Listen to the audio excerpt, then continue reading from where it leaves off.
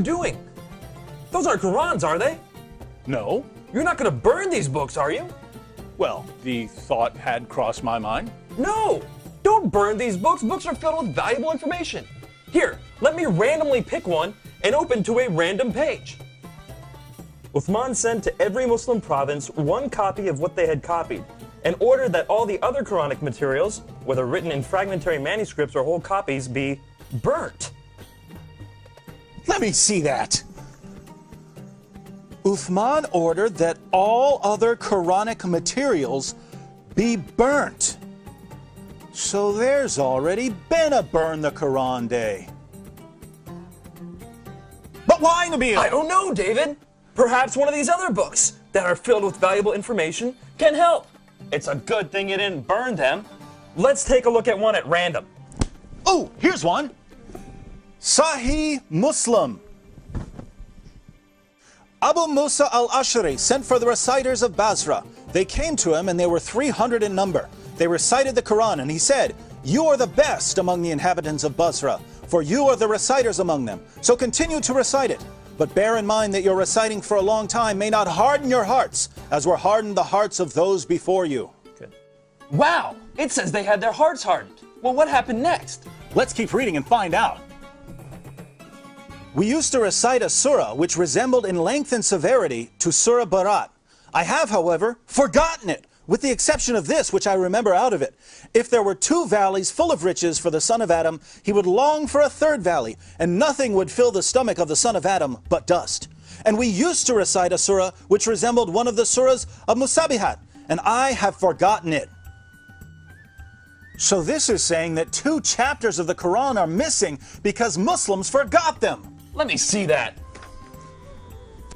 You're right. This is saying that 2 entire chapters are missing because Muslims forgot them.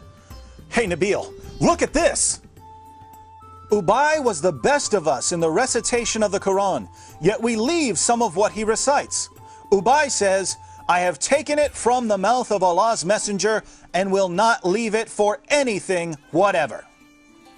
Wasn't Ubay the best reciter of the Quran? Yes! And wasn't he one of the best 4 teachers of the Quran? Yes! But he says stuff in his Quran that is not in this Quran. Let me pick a random verse from this Quran and read it. Surah 33, verse 6. The Prophet is closer to the believers than their own selves, and his wives are their mothers. Oh look, here's a footnote. In some qira'as, like that of Ubay ibn Ka'b, occur also the words, "and he is a father of them." So Ubay, one of Muhammad's top teachers of the Quran, had words in his Quran that aren't in this Quran. But was he the top teacher of the Quran? Surely Zayd ibn Thabit, who put together the Quran we have today, was Muhammad's top Quran expert. Well, actually, Ibn Masud was the first name that Muhammad mentioned when it came to learning the Quran. You know, surely one of these books would have something about him. Oh, look, here it is. I heard the Prophet saying, "Learn the Quran from 4, Abdullah ibn Masud, Salim, Mu'ad, and Ubay bin Ka'b." I wonder what Muhammad's top teacher of the Quran has to say about it. Let me pick up another one of these books at random. Here's one. The people had been guilty of deceit in the reading of the Quran. I like it better to read according to the recitation of him whom I love, more than that of Zayd ibn Thabit. Wow, according to that book you're holding, Muhammad's top teacher of the Quran is saying reading today's Quran is like being guilty of deceit. I wonder if any of these other books have something to say about it. Here, let me look at this one. Oh, there it is. O you Muslim people, avoid copying the Mus'haf and recitation of Zayd bin Thabit. By Allah, when I accepted Islam, he was but in the loins of a disbelieving man. And it was regarding this that Abdullah bin Masud said, O people of Al-Iraq, keep the masahif that are with you and conceal them. So Muhammad's top teacher of the Quran says that today's version is deceptive and that we should avoid copying and reading it. But now I'm confused, Nabeel.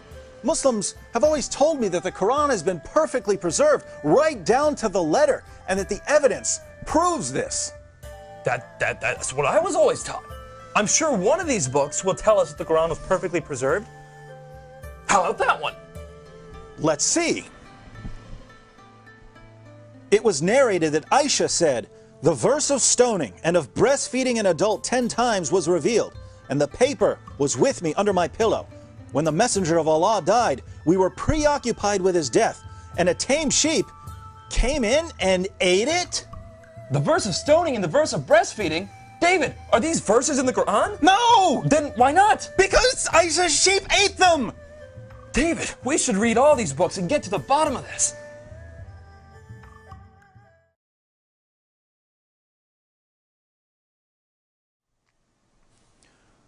So let me see if I've got this right.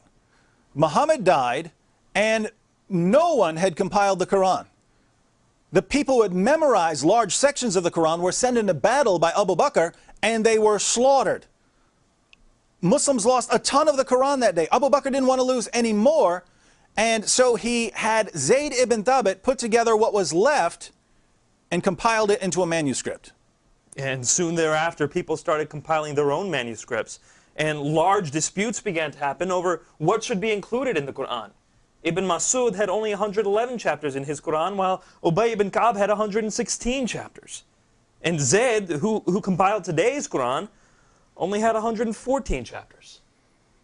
According to Muslim sources, entire chapters of the Quran were lost. Large sections of chapters have been lost. Individual verses have been lost. And in the end, Uthman put together what he could, put out his own official version of the Quran, and burned all of the evidence. Wow. Sure, I'm glad that no one burned this evidence. Nabeel, let's agree that we're never going to burn any book, no matter how much we disagree with it. Yes.